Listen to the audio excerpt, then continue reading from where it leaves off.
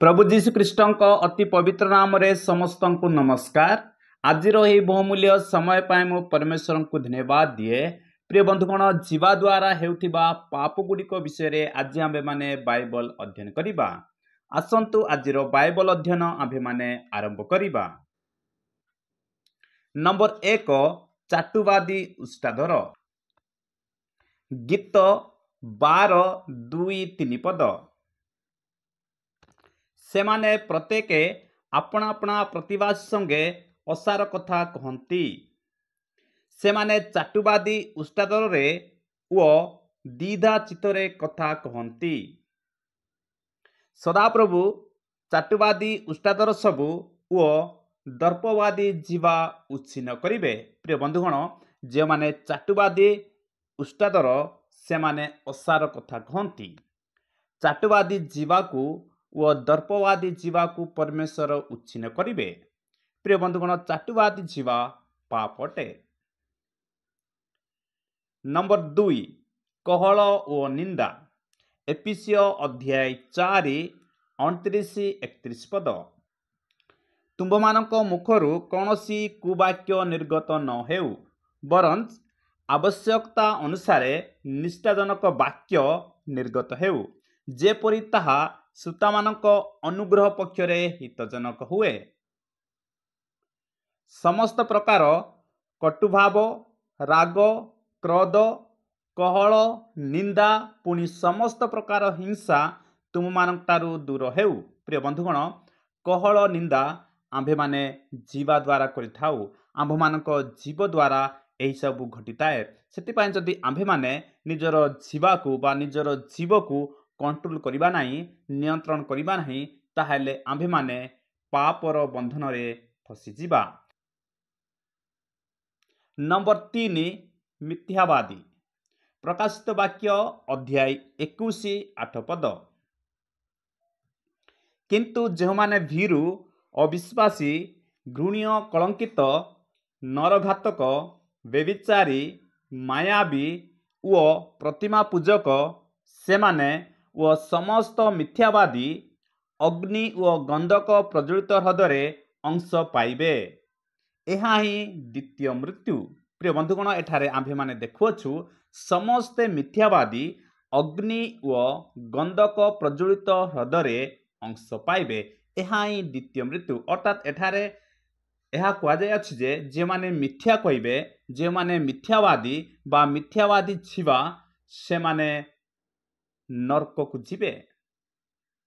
प्रिय बंधुगण, आसंतु आम्भे माने मिथ्या को परित्याग करिबा एवं सत्य पथरे गमन करिबा। नंबर 4, छल ओ मंदतार बा कर्णेजप। रोमियो अध्याय 1:29-30 पद। सेमाने सर्वप्रकार अधर्म, दुष्टता, लोभ, हिंसा, ईर्षा, वध, विवाद, छल ओ मंदतारे परिपूर्ण। सेमाने कर्णेजप, निंदक, ईश्वरंक घृण्य, हत्याचारी, दाम्भिक, अहंकारी, दुष्ट कर्मर उत्पादक। प्रिय बंधुगण, आम्भमानक जीवा द्वारा आम्भे माने छल करिथाउ, आम्भे माने मंदता विषय कहिथाउ एवं आम्भे माने गुसिप करिथाउ, अन्य को निंदा करिथाउ, जहा फଳରେ आम्भमानक जीवा द्वारा बा आम्भमानक जीव द्वारा आम्भे माने पाप काम करिथाउ। सेतिपाई विवाद, छल, मंदतारे दूर रहिकी आम्भे माने शांति, प्रेम एवं सहभागितारे जीवन यापन करिबा आवश्यक अटे। नंबर 5, छलना। रोमियो अध्याय 3:13-14 पद। सेमानक कंठ उन्मुक्त समाधि सेमाने अपना अपना जीवारे छलना करियछंती। सेमानक उष्ट तले काल सर्पर विष अछि। सेमानक मुख अभिशाप ओ कटुतारे पूर्ण। जे माने जीवा द्वारा छलना करिवे से माने पाप करंती। सेतपाई एटा लेखाइछि सेमानकर अष्ट तले काल सर्पर विष अछि। सेमाने मुख सेमानक मुख अभिशाप ओ कटुतारे पूर्ण। प्रिय बंधुगण, जदि आम्भमानकर जीवा छलना करे ताहेले आम्भमानकर मुख ଅଭିଶାପ ଓ କଟୁତାରେ ପରିପୂର୍ଣ୍ଣ ହେବ। ପ୍ରିୟ ବନ୍ଧୁଗଣ, ଏଠାରେ ଆମ୍ଭେମାନେ ଦେଖୁଅଛୁ ଯେଉଁମାନେ ଛଳନା କରନ୍ତି, ଯେଉଁମାନଙ୍କ ମୁଖ ଦ୍ୱାରା ଅଭିଶାପ ବାହାରେ, ଯେଉଁମାନଙ୍କ ମୁଖ ଦ୍ୱାରା କଟୁତାର ବାକ୍ୟ ବାହାରେ, ସେମାନେ ପାପ କରନ୍ତି। ପ୍ରିୟ ବନ୍ଧୁଗଣ, ସେଥିପାଇଁ ଆମ୍ଭେମାନେ ସମସ୍ତେ ଏହିପରି ବିଷୟଠାରୁ ଦୂରରେ ରହିବା ଏବଂ ପରମେଶ୍ୱରଙ୍କ ମାର୍ଗରେ ଗମନ କରିବା। ନମ୍ବର 6, ଅସାର କଥା। ଏଫେସୀୟ ଅଧ୍ୟାୟ 5:4 ପଦ, ମାଥ୍ୟୁ ଅଧ୍ୟାୟ 12:36 ପଦ। ପୁଣି ଯାହା ଯାହା ଅନୁପଯୁକ୍ତ ଏପରି କୁତ୍ସିତ ବ୍ୟବହାର ବା ଅସାର କଥା ବା ହାସ୍ୟ ପରିହାସ ତୁମମାନଙ୍କ ମଧ୍ୟରେ ନ ହେଉ, ବରଂ ଧନ୍ୟବାଦ ଦିଆଯାଉ। ପ୍ରିୟ ବନ୍ଧୁଗଣ, ଆମ୍ଭମାନଙ୍କର ଯିବା ଦ୍ୱାରା ବା ଆମ୍ଭମାନଙ୍କର ଜୀବ ଦ୍ୱାରା ଆମ୍ଭେମାନେ କୁତ୍ସିତ ବ୍ୟବହାର କରିଥାଉ, ଅସାର କଥା କହିଥାଉ, ହାସ୍ୟ ପରିହାସ କରିଥାଉ, ଯାହାଫଳରେ ଆମ୍ଭେମାନେ ପାପ କରିଥାଉ। ସେଥିପାଇଁ ଆସନ୍ତୁ ଆମ୍ଭେମାନେ କୁତ୍ସିତ ବ୍ୟବହାର, ଅସାର କଥା, ହାସ୍ୟ ପରିହାସକୁ ପରିତ୍ୟାଗ କରିବା ଏବଂ ଆତ୍ମିକ ଜୀବନଯାପନ କରିବା। ନମ୍ବର 7, ନିନ୍ଦା ମୁଖରୁ କୁତ୍ସିତ ବାକ୍ୟ। କଲୋସ୍ୟ ଅଧ୍ୟାୟ 3:8 ପଦ। କିନ୍ତୁ ଏବେ ତୁମ୍ଭେମାନେ ମଧ୍ୟ ଏହିସବୁ ବିଷୟ ଅର୍ଥାତ୍ କ୍ରୋଧ, ରାଗ, ହିଂସା, ନିନ୍ଦା, ମୁଖରୁ କୁତ୍ସିତ ବାକ୍ୟ ଏହିସବୁ ପରିତ୍ୟାଗ କର। ପ୍ରିୟ ବନ୍ଧୁଗଣ, ଆସନ୍ତୁ ଆମ୍ଭେମାନେ ପ୍ରଭୁ ଯୀଶୁଖ୍ରୀଷ୍ଟଙ୍କୁ ବିଶ୍ୱାସ କରିଅଛୁ, ପ୍ରଭୁ ଯୀଶୁଖ୍ରୀଷ୍ଟଙ୍କୁ ଗ୍ରହଣ କରିଅଛୁ। ଆମ୍ଭେମାନେ ନିନ୍ଦା ଏବଂ ମୁଖରୁ କୁତ୍ସିତ ବାକ୍ୟକୁ ପରିତ୍ୟାଗ କରିବା ଏବଂ ପରମେଶ୍ୱରଙ୍କର ସତ୍ୟ ପଥରେ ଗମନ କରିବା। ନମ୍ବର 8, ଅସାର ବାକ୍ୟବାଦୀ ଓ ପ୍ରବଞ୍ଚକ। ତିତସ ଅଧ୍ୟାୟ 1:10-11 ପଦ।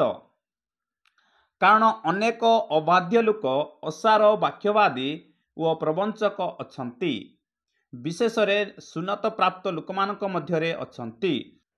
ସେମାନଙ୍କର ମୁଖ ବନ୍ଦ କରିବା ଆବଶ୍ୟକ। ସେମାନେ କୁତ୍ସିତ ଧନଲାଭ ନିମନ୍ତେ ଅନୁପଯୁକ୍ତ ଶିକ୍ଷା ଦେଇ ଗୋଟିଏ ଗୋଟିଏ ପରିବାରକୁ ସମ୍ପୂର୍ଣ୍ଣ ରୂପେ ପଥଭ୍ରଷ୍ଟ କରନ୍ତି। ପ୍ରିୟ ବନ୍ଧୁଗଣ, ଅସାର ବାକ୍ୟବାଦୀ ବା ପ୍ରବଞ୍ଚକ ଅର୍ଥାତ୍ ଯେଉଁମାନେ କି ଅସାର ବାକ୍ୟବାଦୀ ବା ପ୍ରବଞ୍ଚକ, ସେମାନେ ମିଥ୍ୟା ଶିକ୍ଷା ଦେଇ ଲୋକମାନଙ୍କୁ ପଥଭ୍ରଷ୍ଟ କରନ୍ତି। ଏପରି ଦ୍ୱାରା ସେମାନେ ପାପ କରିଥାନ୍ତି।